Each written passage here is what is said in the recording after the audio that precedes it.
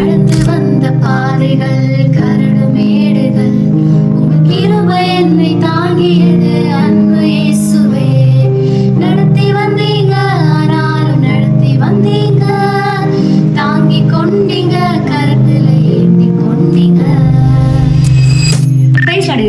இதுவரை சுமந்தவர் இனியும் சுமப்பார். ஒரு மனிதன் தன் பிள்ளையை சுமந்து கொண்டு போவது போல கர்த்தர் நம்மளை சுமந்து கொண்டு வந்தார் அப்படின்ற வார்த்தை எவ்வளவு உண்மை இல்லைங்க? ஆமாங்க. இது குட்டி கதை மூலமா விளக்கட்டுமா?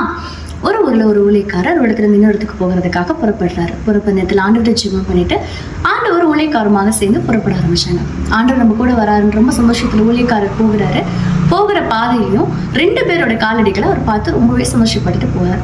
கொஞ்சம் தூரம் போன உடனே ஒரு முட்கள் இருந்து பாதையை பார்க்குறாரு. ஊழியக்காரருக்கு சந்தோஷம், ஆண்டவர் நம்ம கூட வராருல அப்படின்ற சந்தோஷத்திலேயே ஒரு முட்களான பாதைகளை ரொம்ப கஷ்டப்பட்டு கடந்து வந்துட்டாருங்க.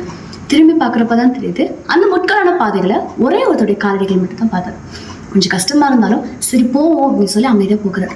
இன்னும் கொஞ்சம் தூரம் வந்து பார்த்த உடனே வனாந்திரமான ஒரு இடத்துக்கு வர்றாரு. இந்த வனாந்திரத்தினாச்சும் கண்டிப்பானவர் வந்துருவாரு அப்படின்னு நம்பிக்கையோடு போற அவரு திரும்பி பார்க்குறாரு. அந்த இடத்துலயும் ஒரே ஒருத்தரோட காலடிகள் மட்டும் தான். இதை பார்த்து ஊழியக்காரருக்கு ரொம்ப கோபம் வந்துருச்சு.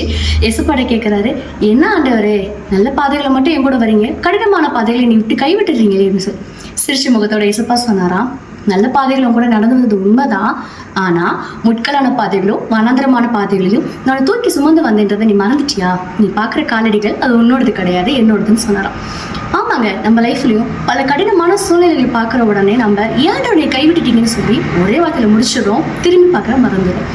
ஏன்னா ஒருவேளை ஆண்டவர் நம்மளை விட்டுருந்தானா முட்கள் நம்மளை இன்னைக்கும் முடிச்சிருக்கோம், வனாந்திரமும் அழிச்சிருக்கும். முட்களையும் தாண்டி இப்போ வரைக்கும் நம்ம நிற்கிறோம் அப்படின்னாலே அவர் நம்ம சுமக்கிறாருன்னு தானே அர்த்தம். சுமக்கிற தகப்பனுக்கு நன்றி செலுத்துவோம். இதுவரை சுமக்கிறவர் கண்டிப்பா இனியும் சுமப்பார். God bless you.